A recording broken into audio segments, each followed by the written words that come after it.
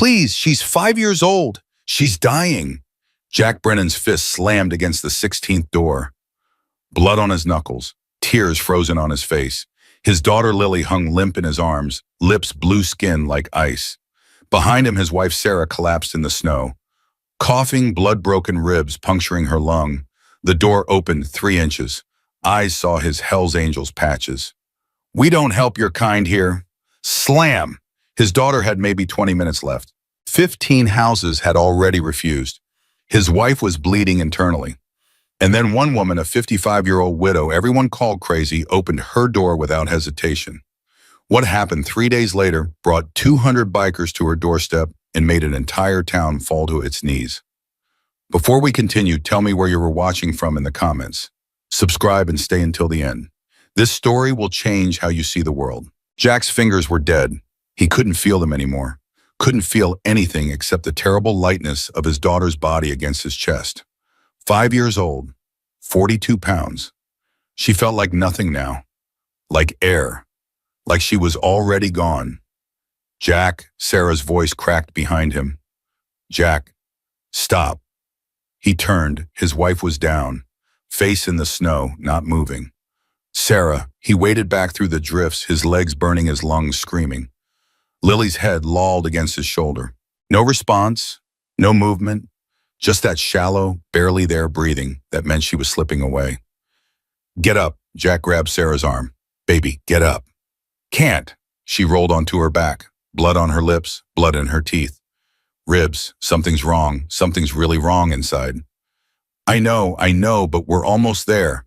He pointed through the swirling white. See those lights? That's a town. That's help. You go. Sarah pushed at his chest with weak hands. Take Lily. I'll wait here. Like hell. Jack, I'm not leaving you to die in a ditch. His voice echoed across the empty fields. I already lost my mother this week. I'm not losing my wife, too.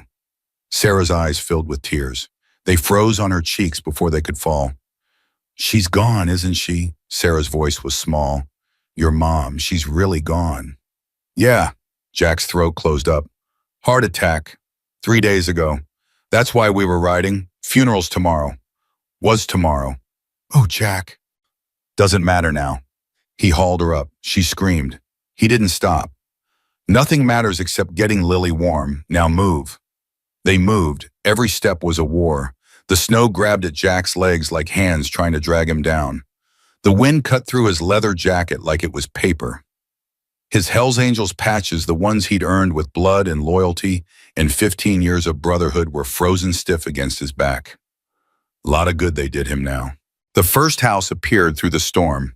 2 stories. Christmas lights still up. Warm glow in the windows.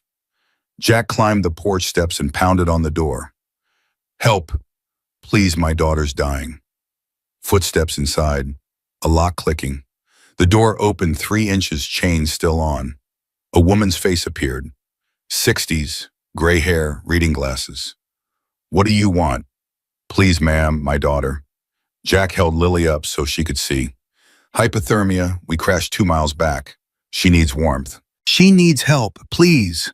The woman's eyes moved from Lily's blue face to Jack's jacket, to the patches, to the Death's Head logo. Harold, she slammed the door. Harold, call the police. There's bikers outside.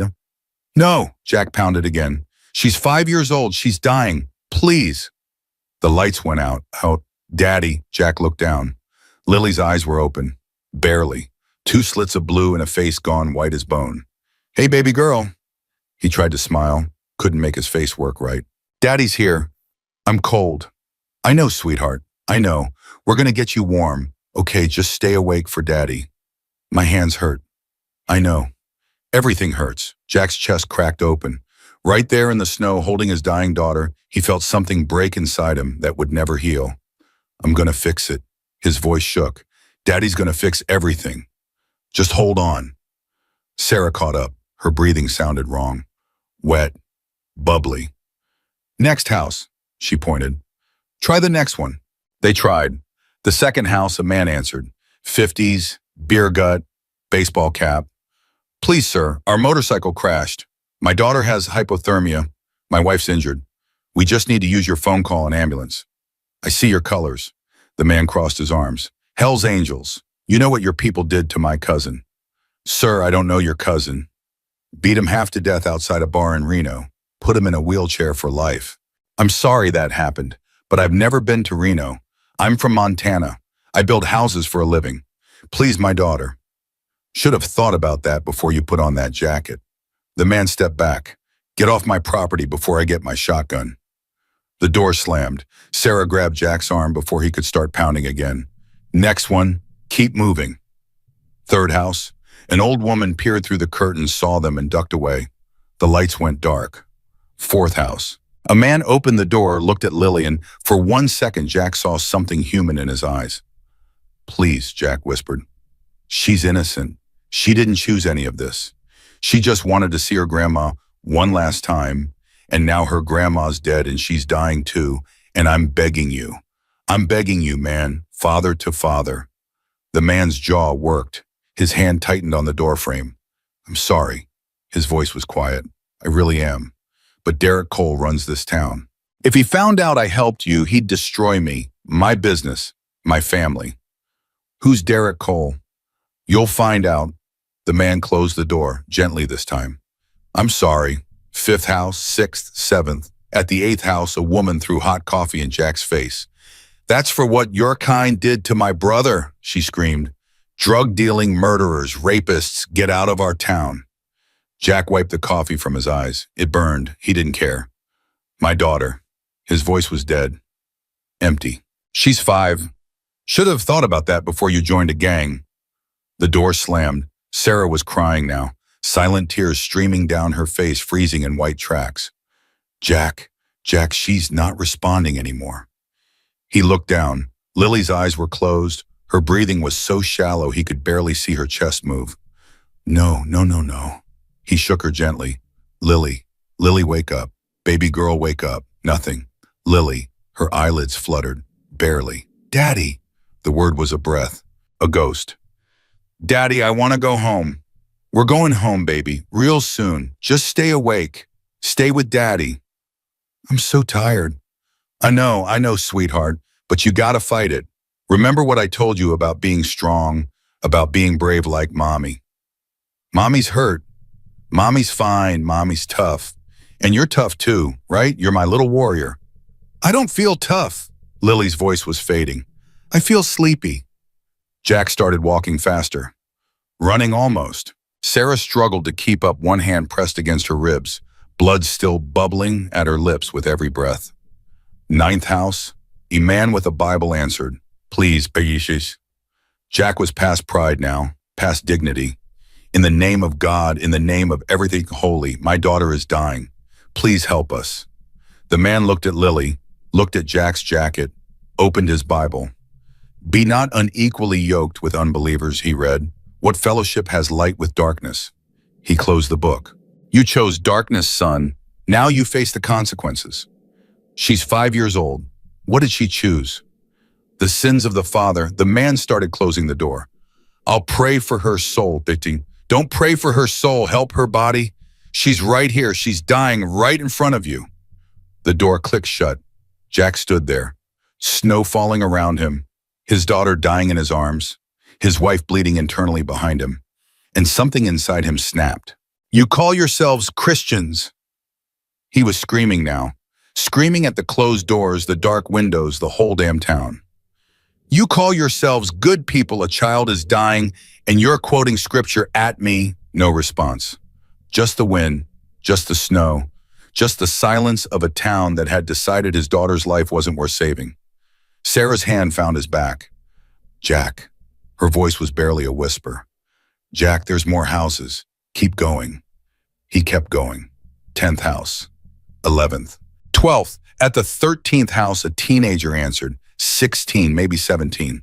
He looked at Lily with horror in his eyes. Dad, he turned and yelled into the house. Dad, there's a little kid out here. She looks really sick. Footsteps. A man appeared. 40s. Expensive watch. Hard eyes. Get inside, Tyler. But Dad, she's inside now. The teenager retreated. The man stepped onto the porch. He was tall, broad, The kind of man who was used to being obeyed. "You're the bikers." It wasn't a question. Derek Cole called everyone, said there were Hell's Angels in town, said to lock our doors. "Who the hell is Derek Cole?" "I am." Jack stared at him. This was the man, the one everyone was afraid of, the one whose name made people close their doors and turn off their lights. "My daughter is dying." Jack's voice was calm now, dead calm. "My wife has internal bleeding. We crashed 2 miles outside town. Our bike is destroyed. We've been walking through this storm for over an hour, and everyone in your town has turned us away." Derek Cole looked at Lily. His expression didn't change. "My brother was killed by bikers." His voice was flat. 8 years ago, road devils they called themselves. Beat him to death outside a bar because he looked at one of their women wrong. "I'm not a road devil. I've never even met a road devil. You all wear the same leather. You all ride the same bikes. You're all the same." "We're not." Jack stepped on closer. "The Hells Angels and the Road Devils have been enemies for 20 years. We put 3 of them in prison for what they did to families like yours. I testified against them myself." Something flickered in Derek's eyes. Doubt, just for a second, then it was gone. "I don't believe you." "I don't care if you believe me. I care about my daughter." "Then you should have thought about her before you put on that jacket." "I was wearing this jacket when I helped rebuild houses after Hurricane Maria. I was wearing it when I rode 3,000 miles to raise money for veterans with PTSD. I was wearing it when I held my best friend's hand while he died of cancer." Jack's voice cracked. "This jacket doesn't make me a monster. It makes me part of something. A family. A brotherhood.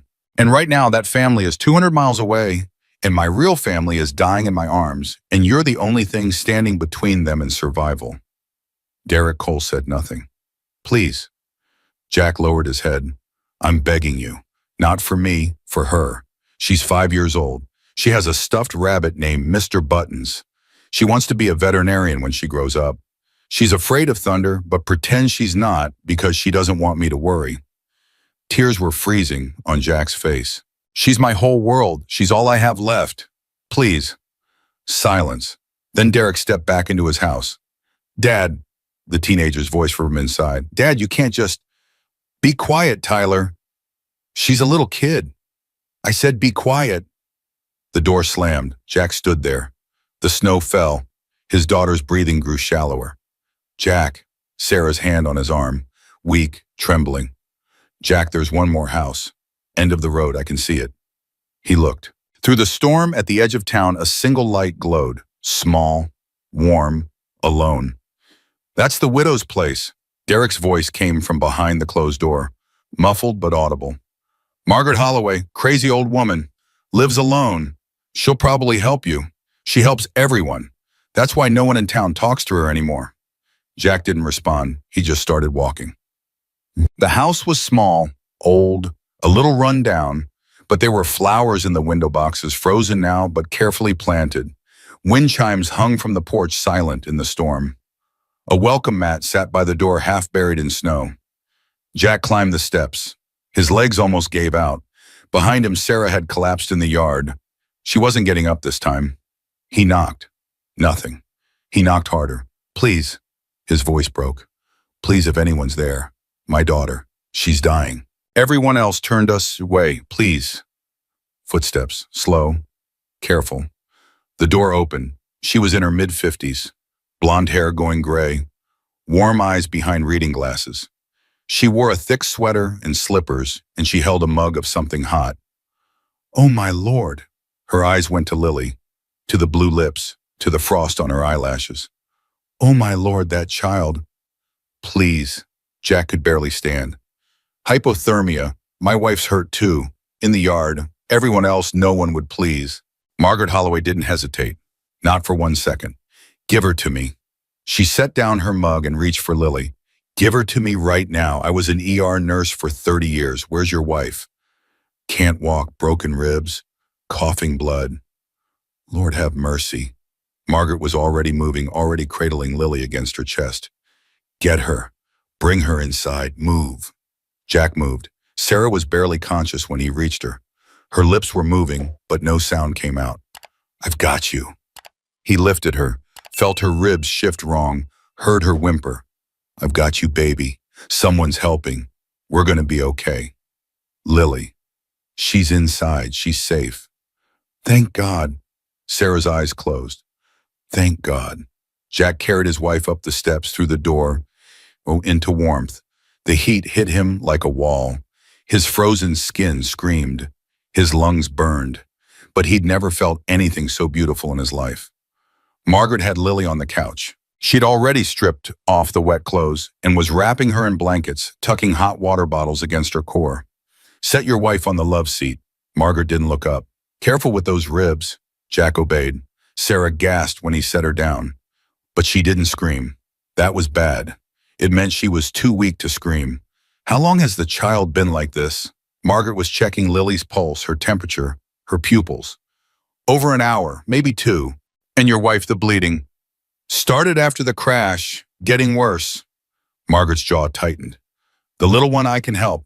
Warming her up, getting her stable. Your wife. She shook her head. She needs a hospital. X-rays. Probably surgery. Nearest hospital. Memorial General, 45 miles east. In this storm, roads are closed, even if they weren't. Margaret looked at Sarah, at the blood on her lips, at the way she struggled for every breath. She wouldn't make it. Jack's legs buckled. He caught himself on the wall. So what do we do? We keep her alive until morning, pray the storm breaks, pray the bleeding stops on its own. Margaret met his eyes. And we hope I remember enough trauma medicine to make a difference. Why? Jack's voice cracked. Why are you helping us, everyone else, the whole town? I know what they did. Margaret's voice was steel. I saw you walking past, saw the doors closing, heard the things they said. She turned back to Lily, adjusting the blankets. This town used to be different. Used to be people helped each other, no questions asked. Now they're so scared of anything different, they'd let a child freeze to death rather than open their doors. And you're not scared. Margaret laughed. It was a sad sound. Son, I've buried a husband and a daughter. Cancer took one drunk driver, took the other. I've been scared every day for the last 10 years. She looked at him. But I'd rather die helping a stranger than live knowing I let a child die on my doorstep. Jack opened his mouth, closed it, couldn't find words. Now, Margaret pointed down the hall. Bathroom's that way. My late husband's clothes are in the bedroom closet. Get out of those wet things before you get hypothermia too. I can't leave them. You can't help them if you're dead. Move. Jack moved. In the bathroom, he peeled off his frozen clothes. His skin was red and raw. His fingers were white at the tips. Frostbite maybe? He didn't care. He found pants and a sweater in the closet. Too big but warm. Dry. When he came back, Margaret was on the phone. I don't care what Derek said. Her voice was ice. I've got a child with severe hypothermia and a woman with internal bleeding. If you won't send an ambulance, then you'd better start praying because if either of them dies, I'm holding you personally responsible. She slammed the phone down. Let me guess. Jack's voice was hollow. No ambulance. Dispatcher said the roads are closed. I told her to send a snowplow. She said Derek Cole told her not to. That man has a lot of power in this town. Too much. Margaret moved back to Sarah, checked her breathing. His family owns half the businesses here. Half the land, too. People are scared of him. But not you. I've got nothing left to lose. Margaret's voice softened. My husband's dead. My daughter's dead. My bakery barely breaks even. What's Derek Cole gonna do to me that life hasn't already done? Jack sat down on the floor beside the couch. Lily's hand was sticking out of the blankets. He held it. Cold. So cold.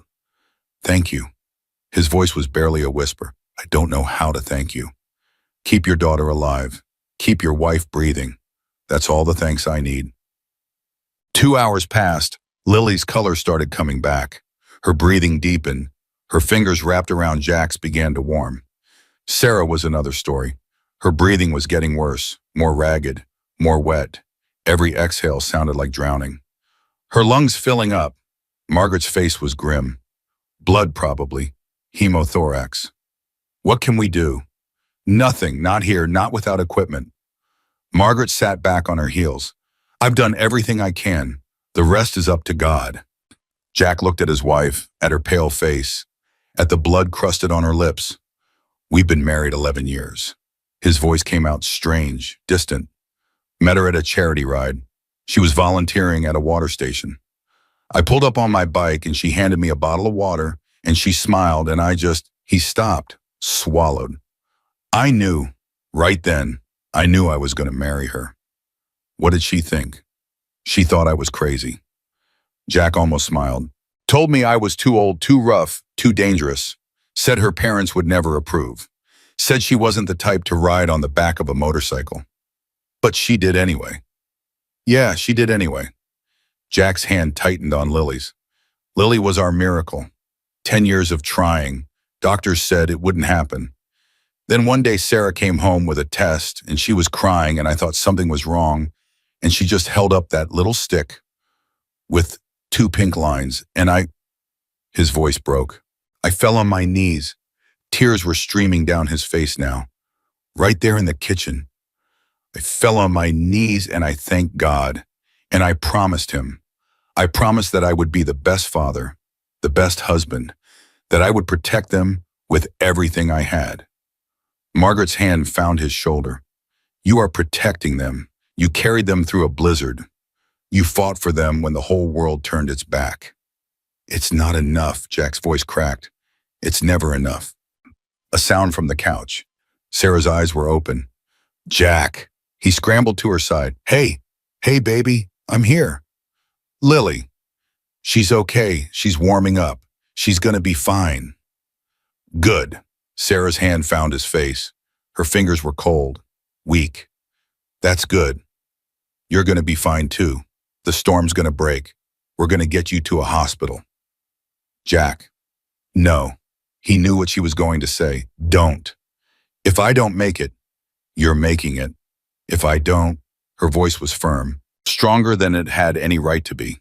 You take care of her. You be the father she needs. You don't crawl into a bottle. You don't disappear into the club. You be there. Every day, every moment. Promise me. Sarah. Promise me, Jack. He broke. I promise. The words came out in a sob. I promise. Sarah smiled, blood on her teeth, death in her eyes. But that smile. I love you. Her eyes were closing. I love you so much. I love you too, Sarah. Sarah, stay with me. Sarah. Her eyes closed. Her breathing continued. Shallow. Wet. But continuing. Margaret appeared beside him, checked Sarah's pulse, listened to her chest. She's stable for now. Margaret's voice was gentle. Let her rest.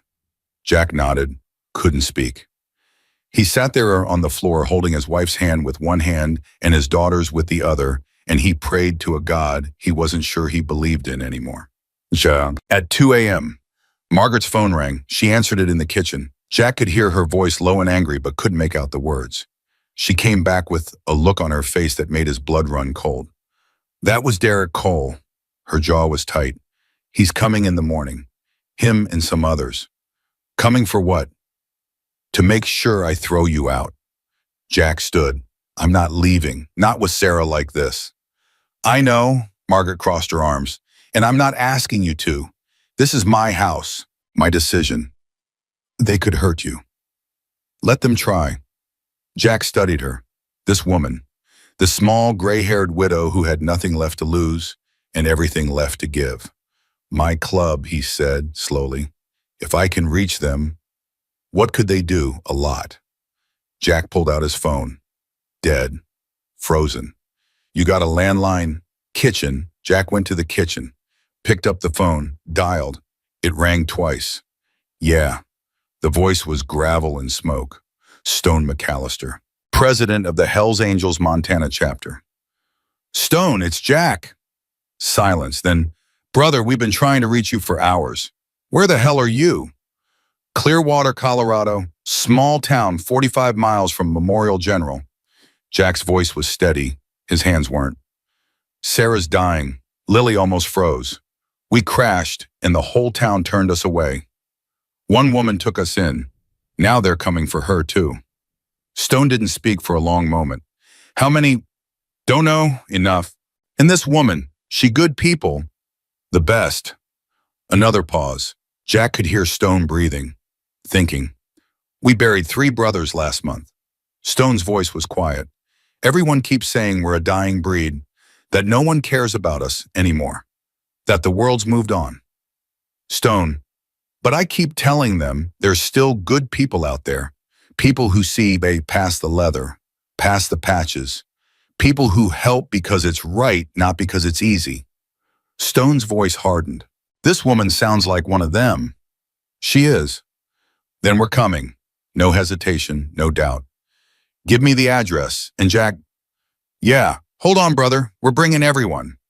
Jack gave him the address, hung up, walked back to the living room. Margaret was checking on Lily again. The little girl was sleeping now, real sleep. Her color was almost normal, her breathing was strong. "They're coming," Jack said. "Your people, all of them." Margaret looked at him. "How many is all of them?" Jack thought about the calls Stone would make, the chains that would activate, chapter after chapter, brother after brother. "Enough," he said. "More than enough." Outside, the wind screamed, the snow fell in sheets. The town of Clearwater slept warm and safe behind their locked doors, dreaming their small dreams. They had no idea what was coming. Margaret sat down in her chair by the window. She looked tired, old, but there was steel in her eyes that Jack recognized. "You know," she said quietly, "my husband used to say that kindness was the only thing worth fighting for. Everything else, money, power, pride, it all fades. But kindness, that lasts forever." Jack sat down across from her. His wife's breathing filled the silence. His daughter's heartbeat pulsed against his palm. "My mother used to say something similar." His voice was rough. "She used to say that you can tell the measure of a person by how they treat someone who can't do anything for them." "Smart woman." "Yeah." Jack's throat tightened. She was the best." "I'm sorry you couldn't get to her funeral." "Me too." Jack looked out the window, at the storm, at the darkness. But maybe this is what she would have wanted. Her son fighting for his family. Strangers helping strangers. The world being a little less cruel even for one night. Margaret smiled. It was a sad smile, a knowing smile. "The storm will break by morning," she said. "It always does. And then we see what kind of town Clearwater really wants to be." Jack nodded. Outside, the first hint of dawn began to gray the horizon. And somewhere in the distance, through the howling wind, Jack thought he heard something. Thunder. No, not thunder. Engines. The engines weren't coming for them. Jack realized it as the sound faded into the distance. Just trucks on the highway. Snowplows, maybe. Or farmers with diesel engines trying to clear their driveways before the next wave hit. He let out a breath he didn't know he'd been holding. "Not yet." Margaret's voice was soft. She'd heard it too. "But they'll come." "Yeah." Jack looked at Sarah, still breathing, still fighting. "They'll come." Dawn broke gray and cold. The storm had weakened but not stopped. Snow still fell in thick curtains piling against the windows, burying the world in white. Lily woke up at 7 a.m. "Daddy!" Jack was at her side in an instant. "Hey, baby girl, hey, how do you feel?" "Warm." She blinked up at him, confused. "Where are we? Is somewhere safe? A nice lady helped us." Lily turned her head, saw Margaret standing by the kitchen door holding a cup of hot chocolate. "Hi there, sweetheart." Margaret's smile could have melted glaciers. "You gave us quite a scare last night. How about some cocoa?" Lily looked at Jack. He nodded. She smiled. "Yes, please." Margaret brought the cocoa over. Lily wrapped her small hands around the mug, and Jack watched the color return to her cheeks with every sip. "Daddy, where's Mommy?" Jack's chest tightened. "She's resting, baby. She got hurt in the crash, but she's going to be okay." "Can I see her?" "In a little bit. Let her sleep." Lily nodded. Trusting, innocent. She had no idea how close she'd come to dying. No idea that her mother was fighting for her life 10 feet away. Jack intended to keep it that way. "Miss Margaret," Lily's voice was small. "Thank you for saving us." Margaret's eyes glistened. She blinked it away. "You are very welcome, sweet girl. Now drink your cocoa. We need to get you strong again." By 9 a.m., the trouble started. Jack heard the engines first. Real ones this time. Multiple vehicles, coming up the road toward Margaret's house. "They're here." Margaret moved to the window, her face hardened. 6 trucks, maybe 20 men." Stay inside. Jack stood. I'll handle this. No, Margaret grabbed his arm. This is my property, my fight. They're not here for you. They're here for me. They're here for both of us now. Margaret's eyes were steel. The moment I opened that door, I made my choice. I'm not backing down. Jack studied her. This woman he'd known for less than 12 hours. This stranger who'd risked everything for his family. Okay, he nodded. Together, then. They walked onto the porch. Derek Cole stood at the front of the group. 20 men behind him, some held bats, some held crowbars. One had a shotgun resting on his shoulder. Morning, Margaret. Derek's voice was ice. I see you've still got your guests. Well, they're not guests, Derek, they're patients. And they're staying until the woman can be moved to a hospital. That's not your decision to make. It's exactly my decision. This is my house, my land, my choice. Derek took a step forward. You know what your choice is going to cost you. I have a pretty good idea. Your bakery, your reputation, every friend you have left in this town. Derek smiled. It didn't reach his eyes. Is that really worth it for some biker trash? Jack stepped forward. Watch your mouth. Or what? Derek turned to him. You gonna hit me in front of 20 witnesses? Go ahead. Give me a reason to have you arrested. Derek, Margaret's voice cut through the tension. Your brother was killed by the road devils. I remember. I was at the funeral. I held your mother while she cried. Derek's jaw tightened. Don't talk about my brother. The road devils and the Hells Angels are enemies, have been for decades. This man testified against the people who killed your brother. He helped put them in prison. That's a lie. It's not. Jack's voice was calm. 3 of them. Danny Vance, Rick Paulson, Mike Torres. I was at the trial in Boise, March 2019. I can give you the case number if you want to look it up. Something flickered in Derek's eyes. Doubt, confusion. Then it was gone. Doesn't matter. His voice hardened again. You're all the same. Different patches, same dirt. Derek, Margaret started. Enough! Derek raised his hand. The men behind him shifted. Ready? I'm giving you one chance, Margaret. 1. Send them away and we'll forget this ever happened. Keep them here and I'll make sure you lose everything. Margaret didn't flinch. Then I'll lose everything. Silence. The snow fell around them.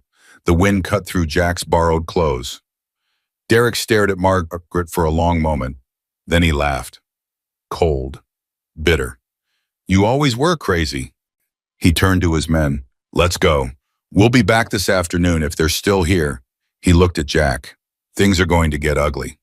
The trucks pulled away. The engines faded. The silence returned. Jack let out a breath. You shouldn't have done that.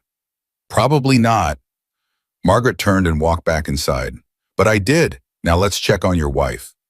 Sarah was worse. Her breathing had become more labored overnight. The blood at her lips had dried, but new blood was bubbling up with every exhale. Her lung is filling faster than I hoped. Margaret's voice was grim. We need to get her to a hospital. Today. I know the roads are closed, but if we don't move her soon, she's going to drown in her own blood. Jack felt the words like a punch to the gut. How long? A few hours, maybe less. Then we drive. Storm or no storm. Your motorcycle's destroyed. My car. Margaret hesitated. Last night while I was at the window watching for you, I saw someone near my garage. I didn't think much of it at the time, but this morning I checked. Someone cut my brake lines. Jack's blood went cold. Derek. Probably one of his men. They knew I might try to take you to the hospital. So we're trapped. Unless your people get here in time. Jack pulled out Margaret's phone, dialed Stone's number. It rang and rang and rang, no answer. He tried again, same result. The storm might be affecting the towers. Margaret's voice was gentle. Or they might already be on the road. Or something went wrong. Or that. Jack set the phone down, looked at his wife, at his daughter now sleeping peacefully on the couch. I can't lose her. His voice cracked. I can't. You won't. Margaret put her hand on his shoulder. We'll find a way. We always do. At noon, Tyler Cole showed up. Jack heard the knock and tensed. But when Margaret opened the door, it wasn't Derek. It was the teenager from last night. The one who'd wanted to help. Mrs. Holloway, Tyler's voice was shaking. I, I need to talk to you. Come in, son, quickly. Tyler stepped inside. His eyes went to Jack, then to Sarah on the love seat, then to Lily on the couch. Is she okay? He pointed at Lily. The little girl? She's fine. Jack's voice was cautious. What do you want? I want to help. Your father sent you. My father doesn't know I'm here. Tyler's jaw tightened. My father is an ass. What he did last night, what he's doing now, it's wrong. I told him it was wrong. He told me to shut up and mind my own business. Margaret stepped closer. Tyler, if your father finds out you're here, I don't care. The boy's voice cracked. I watched you last night, through the window. I watched that man begging my father to help his little girl, and my father just closed the door, like it was nothing, like she was nothing. Tyler's eyes were wet. He wiped them angrily. My mom died when I was 6. Car accident. I remember what it felt like thinking I was going to lose her. That fear, that helplessness. He looked at Jack. I couldn't sleep last night. Every time I closed my eyes, I saw that little girl's face, blue lips, frost on her eyelashes. And my father it's okay, son. Jack's voice softened. It's okay. It's not okay. Tyler shook his head. Nothing about this is okay, but I can help. My dad's truck is in the garage. Keys are on the hook by the back door. If you need to get to the hospital. Your father cut Margaret's brake lines. Jack's voice was flat. What makes you think he hasn't done the same to his own truck? Tyler's face went pale. He wouldn't. He would. Margaret's voice was sad. I'm sorry, Tyler, but your father isn't the man you want him to be. Tyler stood there, 16 years old, learning that his hero had feet of clay. Then I'll check. His voice hardened. I'll check every car in town if I have to. There has to be someone who'll help. Tyler, Margaret started. No. The boy was already moving toward the door. I'm done being a coward. I'm done watching people suffer because my father says so. He looked back at Jack.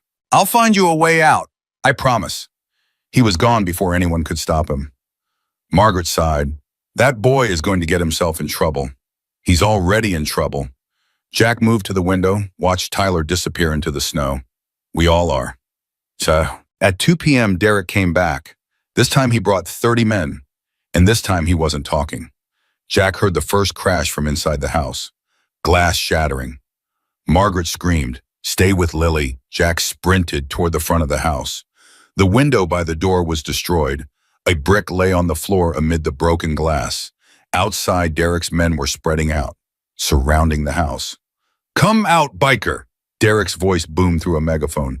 Come out and face what's coming. Jack grabbed Margaret and pulled her away from the windows. Is there a back door? Yes, but they'll have it covered. Basement. No basement. This is Colorado, not Kansas. Another crash. Another window. Lily screamed from the living room. Daddy! Jack ran to her. She was sitting up on the couch, eyes wide with terror, glass scattered across the floor. It's okay, baby. It's okay. He scooped her up, carried her away from the windows. We're going to play a game, okay? We're going to hide in the bathroom. You and Mommy. Can you be brave for Daddy? I'm scared. I know, baby. But Daddy's going to fix this. Daddy always fixes things right.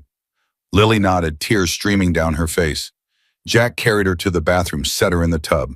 Stay here. Don't come out no matter what you hear. Okay. What about Mommy? I'm going to get Mommy right now. He ran back to the living room. Sarah was awake, trying to sit up, coughing blood. Jack, what's happening? We need to move.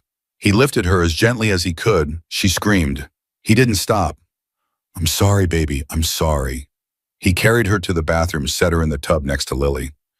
Sarah gathered their daughter in her arms, both of them shaking. Lock the door. Jack's voice was steady. His hands weren't. Don't open it for anyone except me or Margaret.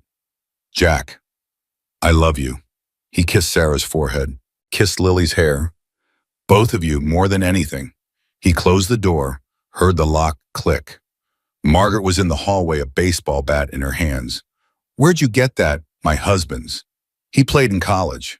She hefted it. I know how to use it. You shouldn't have to. A lot of things I shouldn't have to do. Margaret smiled grimly. Let's add this to the list. Another window shattered. Then another. The men were getting bolder. Last chance biker. Derek's voice again. Come out or we're coming in. Jack looked at Margaret. If I go out there, they'll kill you. Maybe, but they'll leave you alone. You think I care about that? Margaret's eyes flashed. You think I saved your family just to watch you die on my front lawn? I think you've done enough. More than enough. Not nearly enough. Margaret grabbed his arm. Your wife is dying. Your daughter needs her father. You're not going out there. Then what do we do? Before Margaret could answer, a new sound cut through the chaos. Engines, not trucks, not snowplows, motorcycles, dozens of them. Jack ran to the broken window, looked out. Through the swirling snow, he could see them coming, a river of chrome and leather pouring down the main road like a flash flood. The men outside saw them too. They stopped, turned, stared. Derek's megaphone dropped to his side. Oh my God. Margaret was beside Jack, her voice barely a whisper. They came, they actually came. The motorcycles kept coming. 20, 50, 100. They filled the road, spilled onto the yards, surrounded Derek and his men like a noose tightening. And at the front, on a black Harley that looked like it had ridden through hell itself, sat Stone McAllister. He killed his engine. The others followed suit. Silence fell. Stone dismounted. He was 60 years old, silver-haired, built like a tank wrapped in leather. He walked toward Derek with the slow, deliberate pace of a man who had all the time in the world. You Derek Cole. Derek's face had gone white. Who's asking? Name's Stone. I'm the president of the Hells Angels Montana chapter. He stopped 3 feet from Derek. And you've got something that belongs to me. I don't know what you're talking about. My brother, his wife, his little girl. Stone's voice was calm, quiet, terrifying. They're in that house and you've got 30 men surrounding it with bricks and bats. Derek's men were shifting nervously, looking at each other, looking at the 200 bikers who now surrounded them. This is my town. Derek's voice cracked. My town. You have no right. A man's got a right to protect his family. Stone stepped closer. A man's got a right to help his brothers. And a man's got a right to answer when someone tries to hurt an innocent woman and child. They're criminals. They're people. Stone's voice hardened. That little girl in there, she's 5 years old. She almost froze to death last night because your town was too scared to help her.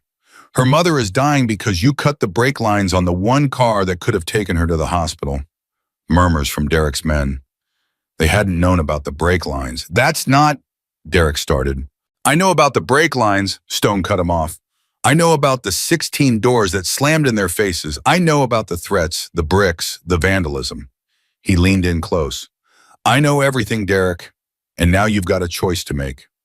What choice? Stone stepped out back, gestured at the army of bikers behind him. These men and women rode through a blizzard to get here. Some of them came from 3 states away. They didn't do it because they wanted to fight. They did it because one of our own needed help and because a woman in this town was brave enough to open her door. Stone pointed at Margaret standing in the broken window. That woman right there. She didn't know us, didn't owe us anything, but she saw a dying child and she did what none of you could do. She showed basic human decency. Derek said nothing. So here's your choice. Stone's voice dropped. You can keep doing what you're doing. Keep surrounding this house. Keep threatening these people. And we'll respond. 200 of us against 30 of you. I don't think I need to spell out how that ends. Derek's men were backing away now. Some of them had dropped their weapons. Or, Stone raised a finger, you can walk away right now, go home, think about what kind of man you want to be, and let us take care of our family. Silence. Derek looked at his men. They wouldn't meet his eyes. He looked at the bikers. Wall-to-wall leather and chrome faces hard as stone. He looked at Margaret standing in her broken window with a baseball bat in her hands. This isn't over. His voice was weak, hollow. Yeah, Stone nodded. It is. Derek turned, walked back to his truck. His men followed, moving quickly now, almost running. The engine started. The trucks pulled away. And just like that, it was over. Stone walked toward the house. Jack met him on the porch. Brother, Stone's voice cracked. He pulled Jack into a bear hug. Damn, it's good to see you. You have no idea, Jack hugged him back. Sarah needs a hospital. Now. We brought a trailer. Heated, padded, smooth ride. Doc Williams is with us. He can stabilize her for the trip.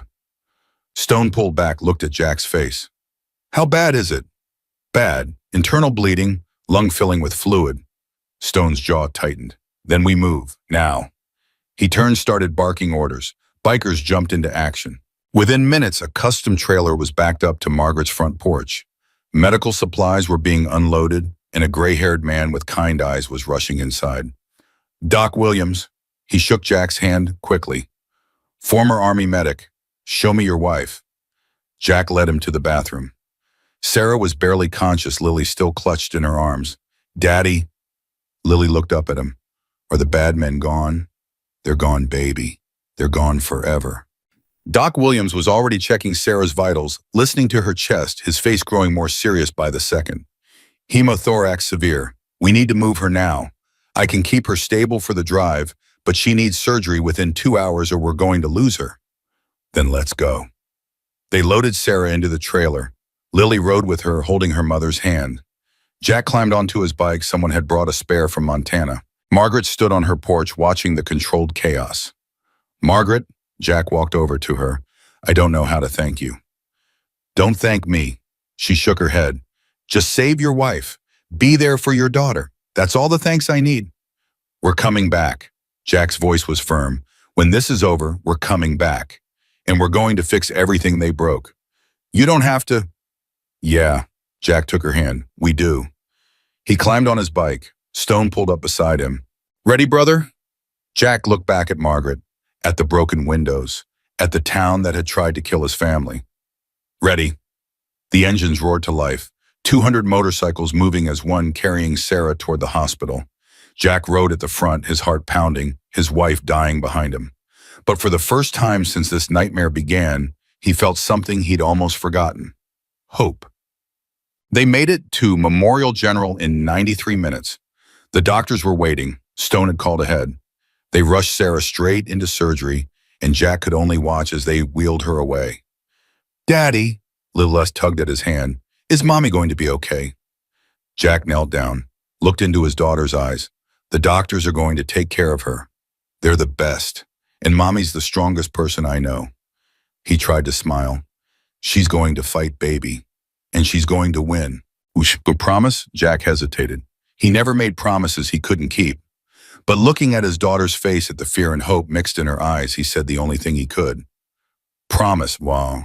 Stone appeared beside them. Jack, you should know something. What? Tyler Cole, Derek's son. He showed up at the edge of town just as we were arriving. He'd been going door to door trying to find someone to help you. Stone's voice softened. Kid's got guts. Stood up to his own father. Is he okay? He's fine, scared but fine. He wanted me to tell you something. What? Stone smiled. It was the first real smile Jack had seen from him all day. He said he's sorry. For his father, for his town, for everything. Stone put a hand on Jack's shoulder. He said he wants to make it right. Jack closed his eyes, let out a breath. In the middle of all this darkness, in the middle of all this hate, a 16-year-old kid had found the courage to do what his whole town couldn't. Maybe there was hope for Clearwater after all. Daddy, Lily tugged at his hand again. I'm hungry. Jack laughed. It surprised him. It felt foreign in his throat. Yeah, baby, let's get you something to eat. He picked her up, carried her toward the hospital cafeteria. Behind him, Stone was already on the phone coordinating the Brotherhood making plans. In the operating room, Sarah was fighting for her life. And somewhere in Clearwater, a town was waking up to what it had become. The storm wasn't over yet, but the sun was starting to break through. 3 hours. Jack had been staring at the same spot on the wall for 3 hours.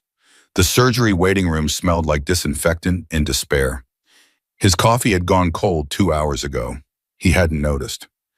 Daddy, you're squeezing too hard. He looked down. Lily was in his lap and his arms had tightened around her without him realizing. Sorry, baby.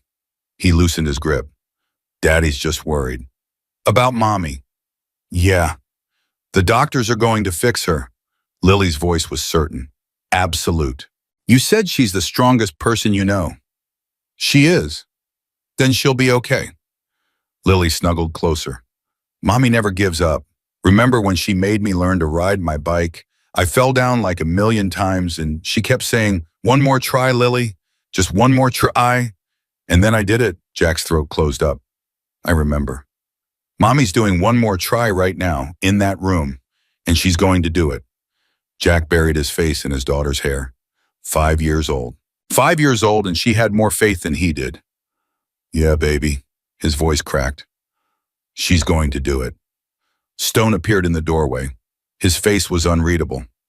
Jack, doctor wants to see you. Jack's heart stopped. He set Lily down and his legs felt like rubber as he stood. Stay here, sweetheart. Uncle Stone will watch you. But Daddy, I'll be right back, I promise. He walked toward the door. Every step felt like walking underwater. The hallway stretched forever. The fluorescent lights buzzed overhead. A doctor stood at the end of the hall. 50s, gray hair, tired eyes. Jack couldn't read his expression. Mr. Brennan, how is she? The doctor took a breath. Jack's world tilted. The surgery was complicated. Her lung had partially collapsed. She'd lost a significant amount of blood internally. We had to remove a section of her damaged rib to access the bleeding.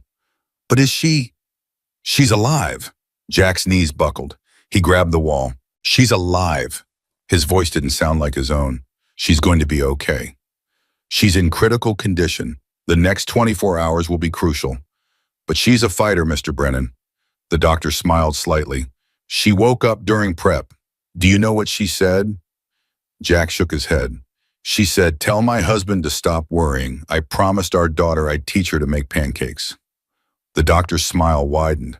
A woman with that much fight in her, I'd bet on her. Jack laughed. It came out as a sob. Can I see her? She's still unconscious from the anesthesia, but yes.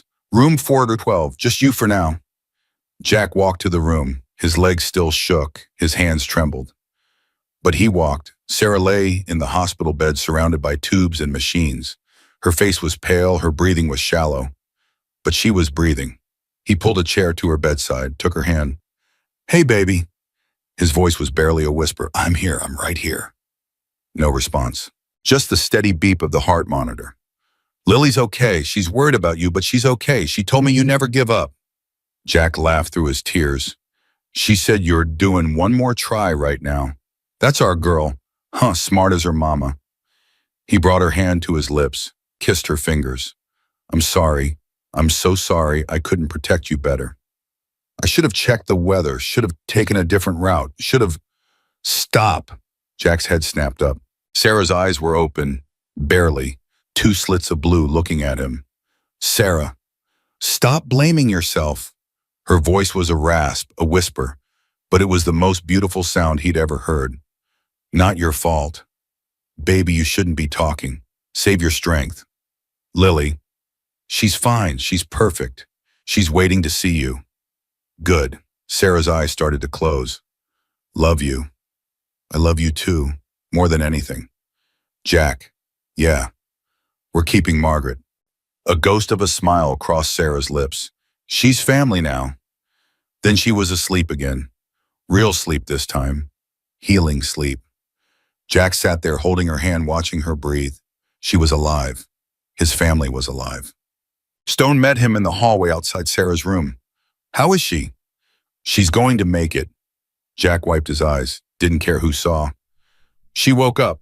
Just for a minute, but she woke up. Stone gripped his shoulder. That's good, brother. That's real good. Where's Lily? Doc Williams is teaching her how to use a stethoscope. She's listening to everyone's heartbeat. Stone chuckled. Kid's got a future in medicine if she wants it. Jack smiled. It felt strange on his face. Good but strange. Stone, I don't know how to thank you. All of you. What you did, don't. Stone held up a hand. You do the same for any of us. That's what brotherhood means. Still, 200 people dropped everything, rode through a blizzard. 217. Stone's eyes twinkled. More coming. Word spread. Brothers from Nevada, Wyoming, Idaho. Even got some from Canada, if you can believe it. Canada. Hell's Angels don't stop at borders. Stone's voice softened. Neither does family. Jack leaned against the wall. The exhaustion hit him all at once. 48 hours without sleep. The crash, the walk through the snow, the fear, the relief. I need to call Margaret. He pulled out his phone. Tell her Sarah's okay. Already done. Called her an hour ago. Stone paused. There's something else you should know. What? The town, Clearwater. Stone's jaw tightened.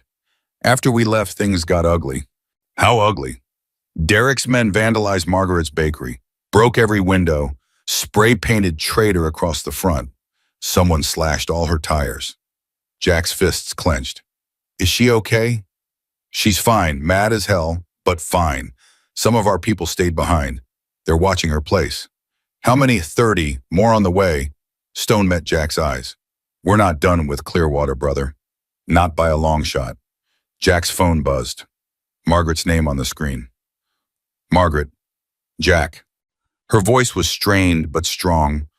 How's Sarah? She's going to make it. Surgery went well. Oh, thank God. He heard the relief in her voice. Thank God. Margaret Stone told me what happened. Your bakery. It's just glass and paint. Margaret cut him off. I've survived worse. But Jack, there's something you need to know. What? Tyler Cole came by. Derek's son. He's been hiding here since this morning. His father found out he helped you and… Margaret's voice caught. Derek hit him. In front of the whole town. Called him a traitor to his family. Jack's blood went cold. Is the kid okay? Physically, yes. But Jack, you should have seen his face. His own father in front of everyone. Margaret took a breath. Tyler says Derek's planning something. Something big.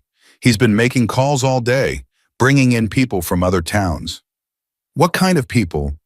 The kind who hate bikers. The kind who think violence is the answer. Margaret's voice hardened. He's not giving up, Jack. He's doubling down. Jack looked at Stone. Stone had heard everything. His face was granite. Margaret, listen to me. Stay inside. Keep Tyler with you. Our people are watching the house. Don't go anywhere alone. I'm not afraid of Derek Cole. I know, but I need you safe. Sarah needs you safe. When she's well enough to travel, we're coming back, and we're going to finish this. Jack, you saved my family, Margaret. Now let me save yours. Silence on the line. Then, okay, be careful. You too, he hung up. Stone was already on his phone barking orders. I'm pulling 50 more people to Clearwater, setting up a perimeter around Margaret's place. Stone looked at Jack. This Derek character is making a mistake. A big one. What kind of mistake? The kind where you poke a hornet's nest and expect the hornets to just fly away. Stone's smile was cold. We don't fly away, brother. We sting. 2 days passed. Sarah improved steadily. By the second morning, she was sitting up in bed complaining about the hospital food. Jack had never been so happy to hear her complain about anything. Lily hadn't left her mother's side. She'd set up a little camp in the corner of the room, complete with coloring books, stuffed animals, and a stethoscope Doc Williams had given her.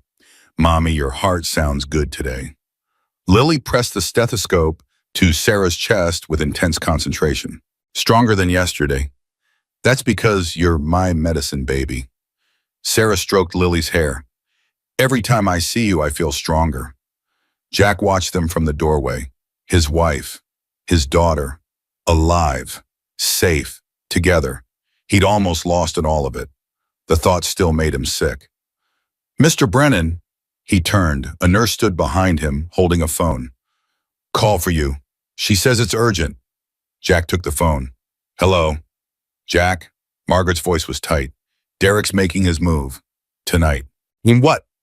Tyler overheard his father on the phone. He's bringing 60 men to my house.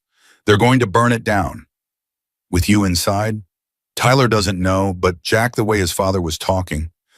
Margaret's voice wavered for the first time since he'd known her. I don't think they care anymore. About laws, about consequences. Derek's lost his mind. He's convinced himself that destroying me is the only way to win. Get out of there, now. I can't. Tyler's here. Your people are here. If I run, Derek wins. He'll know he can scare anyone into submission. Margaret's voice steadied. I didn't survive 55 years to run from a bully. Margaret, I'm not asking for permission, Jack. I'm asking for help. Jack looked back at Sarah and Lily. His wife met his eyes. She'd heard everything. Go. Sarah's voice was firm. Go help her. I can't leave you. You can and you will. Sarah pushed herself higher in the bed. That woman saved our daughter. She saved me. She's family now, remember? And family doesn't abandon each other. Mommy's right, Daddy. Lily looked up from her coloring book. Miss Margaret is nice. You have to help her. Jack's throat tightened. I'll be back. I know, Sarah smiled. Give him hell, baby. Jack kissed them both. Then he was moving. Down the hallway, out the doors, into the parking lot where 200 bikes waited. Stone was already there, phone in hand. I heard, we're rolling out in 5. How many can we get to Clearwater? Everyone. Stone's eyes glinted. Derek Cole wants a war. Let's give him one he'll never forget. They hit Clearwater at sunset. 217 motorcycles roaring down Main Street like an army from hell. The sound alone was enough to make windows rattle and doors lock. But Jack wasn't looking at the town. He was looking at the smoke. Black smoke rising from the edge of town. From Margaret Street. No! Jack gunned his engine, braking from the pack, racing toward the smoke. Stone shouted something behind him, but he didn't hear it. Couldn't hear anything except his own heartbeat and the roar of his bike. He rounded the corner and his blood turned to ice. Margaret's bakery was burning. Flames poured from the windows. The sign that said Margaret's Kitchen was blackened and peeling.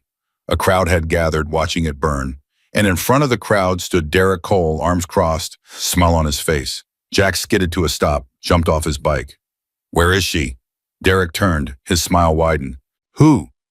Jack grabbed him by the collar, lifted him off his feet. Where is Margaret? Easy, biker.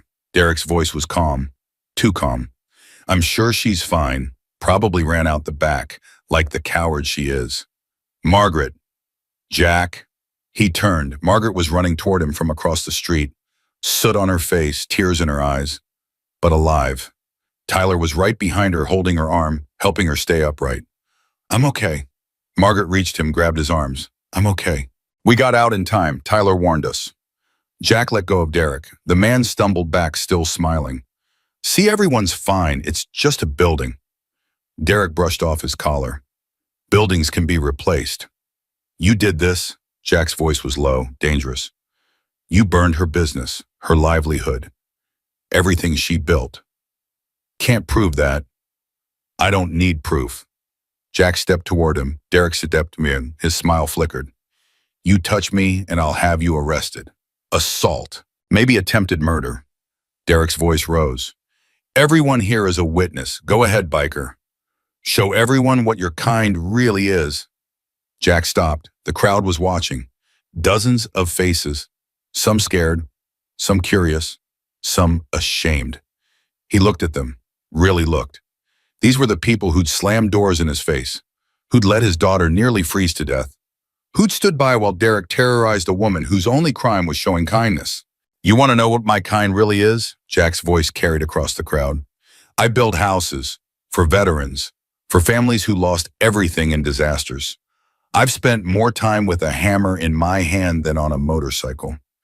He pointed at Stone, who had just arrived with the rest of the Brotherhood. That man there, he runs a foundation for kids with cancer, raised $2 million last year. The woman behind him, former nurse, volunteers at homeless shelters every weekend. Jack turned in a slow circle, addressing everyone. You look at us and you see leather jackets in patches. You see scary men on loud bikes. You see criminals. Monsters. The worst of humanity. His voice hardened. But who nearly killed my daughter last night? Not us. You. This town. These good, decent, normal people who were so afraid of someone different that they let a 5-year-old girl freeze on their doorsteps. Silence. The crowd shifted uncomfortably.